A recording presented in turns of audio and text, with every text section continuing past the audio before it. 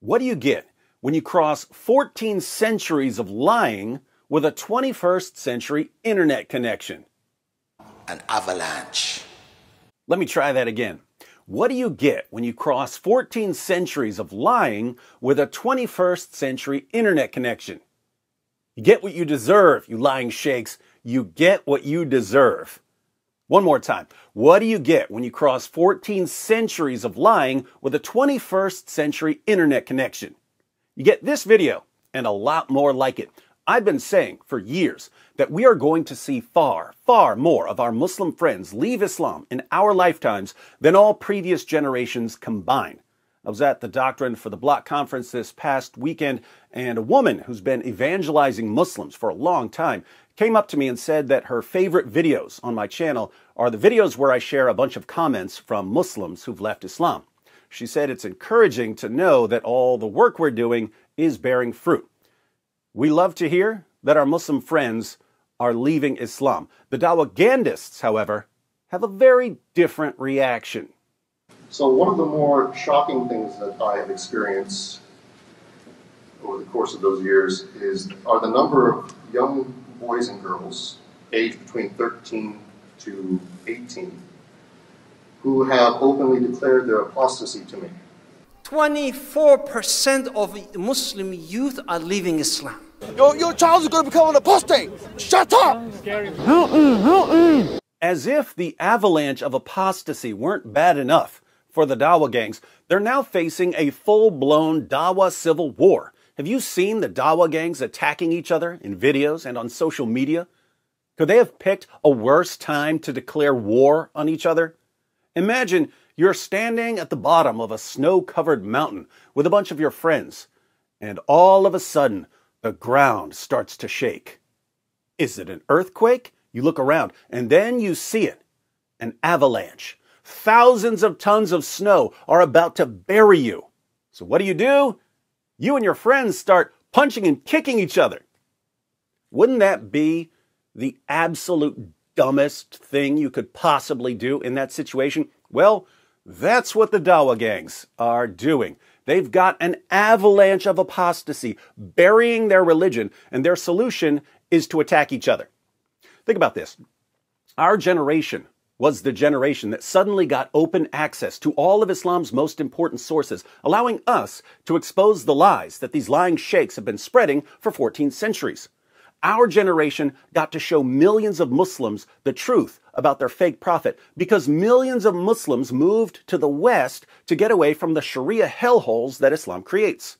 Our generation suddenly got to reach Muslims even in Muslim countries, anywhere there's an internet connection. And when we start blasting away at the foundations of Islam, what do the dawahgandists do? They attack each other to see who's going to be king of the religion that's been buried in apostasy. If I didn't know better, which I don't, I might think that the Almighty has delivered the most obvious false prophet in history into our hands. But don't mind us, Dawah boys. You just keep fighting while we keep welcoming all the men, women, and children who are leaving your religion into the kingdom of ex-Muslims. Would you like to hear from some ex-Muslims? I know I would. As a very confused Muslim, when I was looking for answers to leave Islam, David Wood was there for me. I'm an ex-Muslim now, and I owe all to my dear friend, Dr. David Wood. Just wanted to thank you once again, sir. Stay blessed always. Love and regards. Love and regards to you, my ex-Muslim friend. I am a new ex-Muslim, and I am proud I found Jesus Christ. Thank you, David. Thank you for bringing joy to so many viewers right now. Thank Mr. David Wood. You changed my life. I am name deleted because the penalty for leaving Islam is death from Pakistan. With the help of your videos and DCCI and others who really exposed Islam, now I am Christian and a warrior of Jesus Christ. It's good to hear, brother, because we need warriors.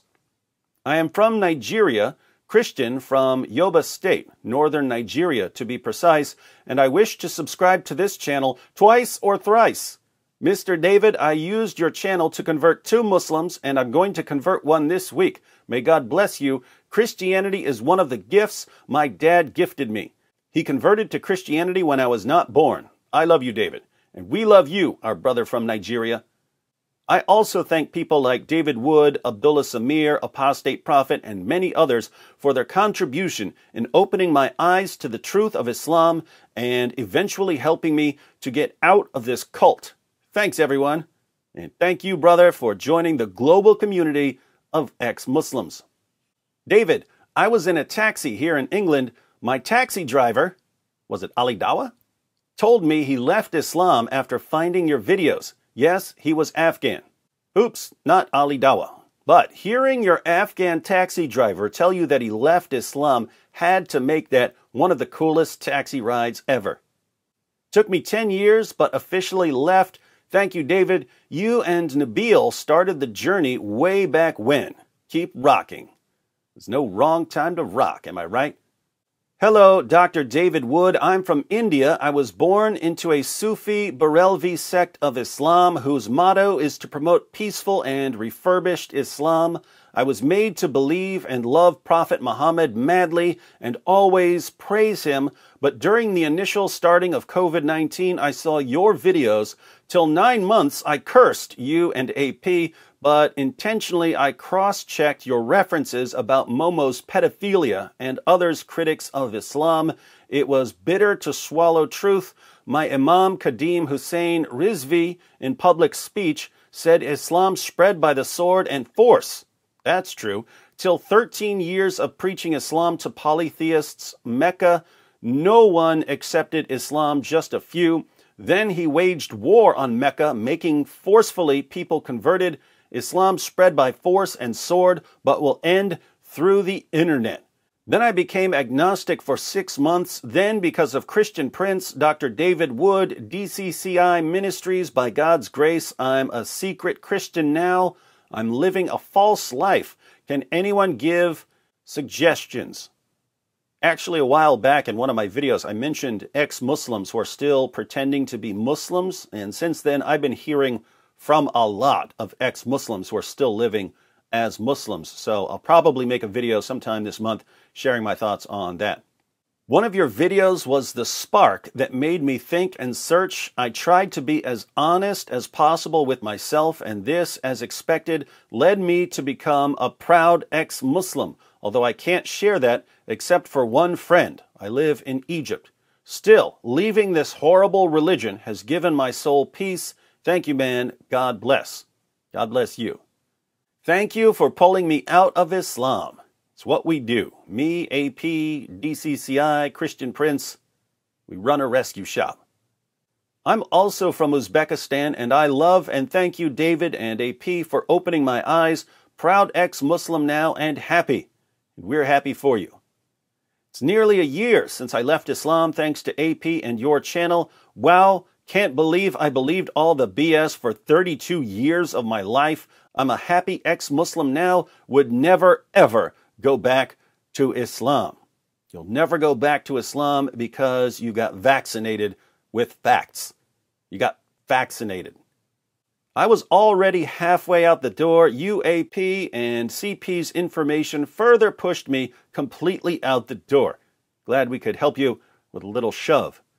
My friend and his family left Islam after I started sending him your videos and AP's videos. They're Sudanese and came as refugees. Well, you tell your Sudanese friends that we love them, that we're glad they made it out of the Sudan safely, and that we're especially glad that they made it out of Islam.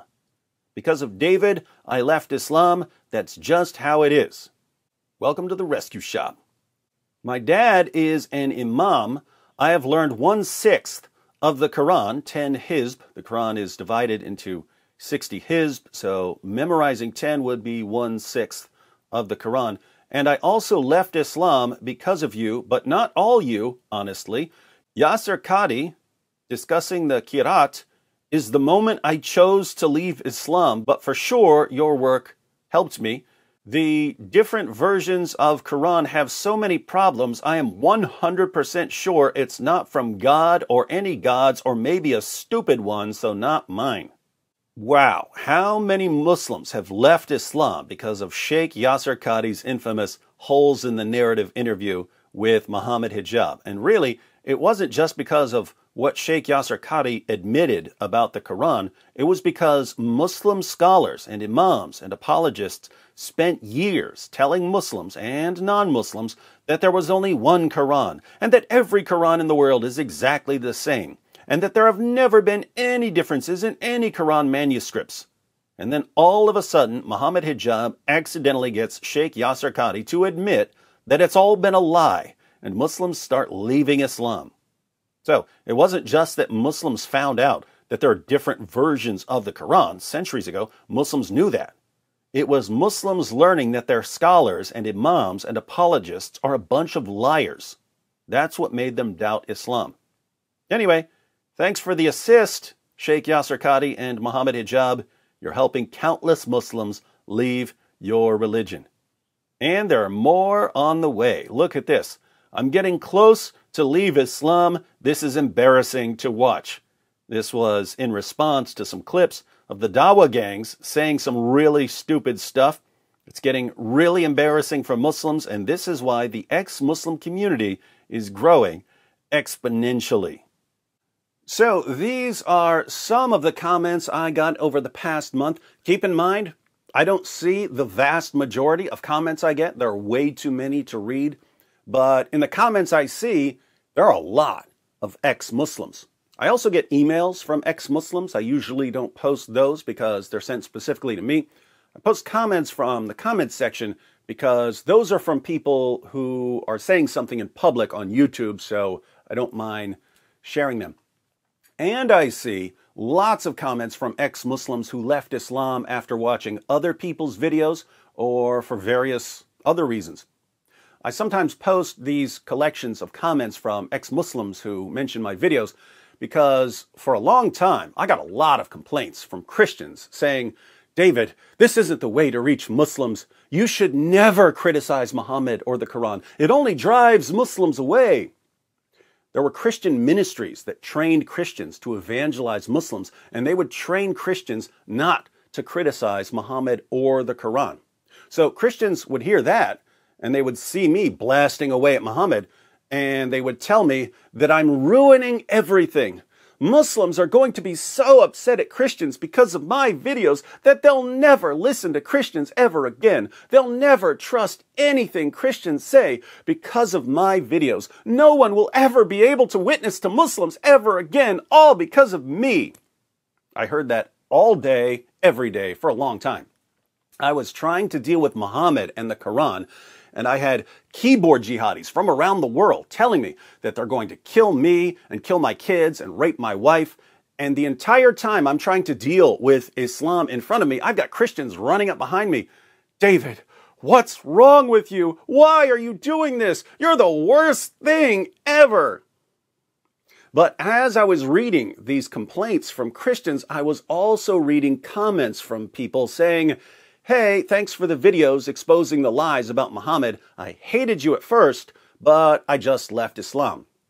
And I eventually started putting together batches of these comments from ex-Muslims as a response to the Christians who were telling me that I should stop attacking Muhammad and the Quran, or that I shouldn't be so mean, or that I shouldn't be mocking Islam.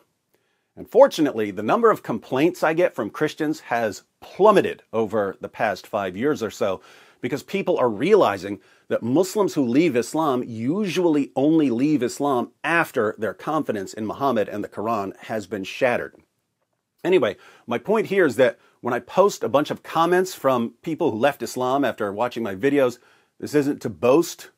It's mainly to show people that relentlessly smashing the foundations of Islam works. And it's encouraging for people who are trying to reach Muslims to know that even if it takes a long time, even if it takes years, you can show Muslims that Muhammad was a false prophet. So, if I ever sound like I'm bragging, I'm not. I know I sound like that sometimes because I do like to talk trash.